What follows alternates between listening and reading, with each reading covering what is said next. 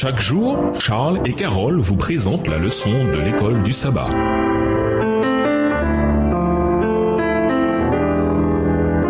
Bienvenue dans votre émission. Dieu nous parle. Nous voilà à la leçon de mardi, 2 grands cœurs d'action de grâce. Lisons Néhémie 12 et versets 31 à 42. Pourquoi la musique était-elle un élément aussi important dans cette célébration? Néhémie 12 et versets 31 à 42. Je fis monter sur la muraille des chefs de Juda et je formai 2 grands chœurs. Le premier se mit en marche du côté droit sur la muraille vers la porte du fumier. Derrière ce chœur marchaient Osée et la moitié des chefs de Juda, Azaria, Esdras, Metshalam, Juda, Benjamin, Shemaïja et Jérémie. Des fils de sacrificateurs avec des trompettes, Zacharie, fils de Jonathan, fils de Shemaïja, fils de Matania, fils de Miché, fils de Zakur, fils d'Azar, et ses frères Shemaïja, Azarel, Gilalai, Maï, Nathaniel, Juda, Anani, avec les instruments de musique de David, homme de Dieu, Esdras le scribe, étaient à leur tête. Verset 37. À la porte de la source, ils montèrent vis-à-vis d'eux les degrés de la cité de David par la montée de la muraille au-dessus de la maison de David, jusqu'à la porte des eaux, vers l'Orient. Le second chœur se mit en marche à l'opposite. J'étais derrière lui avec l'autre moitié du peuple sur la muraille. Passant au-dessus de la tour des fours, on alla jusqu'à la muraille large. Puis, au-dessus de la porte d'Éphraïm, de la vieille porte, de la porte des poissons, de la tour de Hananéel et de la tour de Méa jusqu'à la porte des brebis. Et l'on s'arrêta à la porte de la prison. Les 2 chœurs s'arrêtèrent dans la maison de Dieu. Et nous fîmes de même, moi et les magistrats qui étaient avec moi, et les sacrificateurs,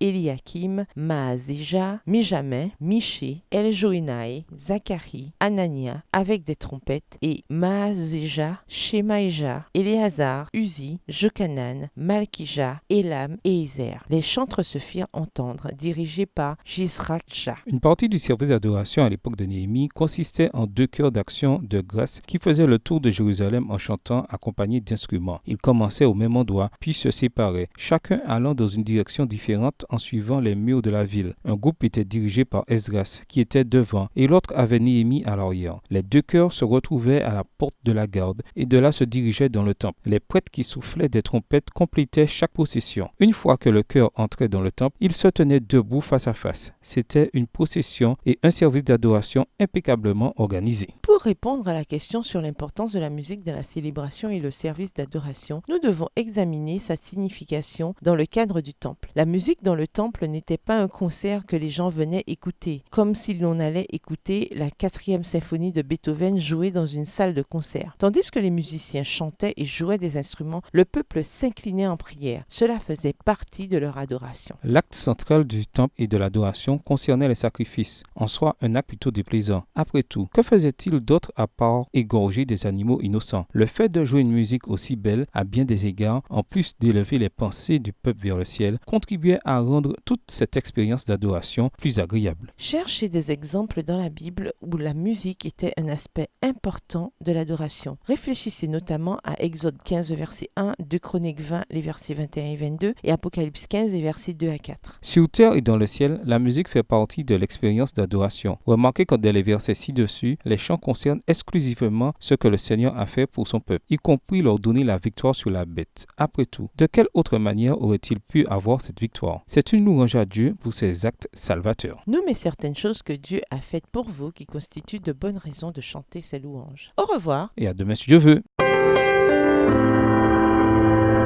Dieu nous parle. Chaque jour, Charles et Carole vous présentent la leçon de l'école du sabbat.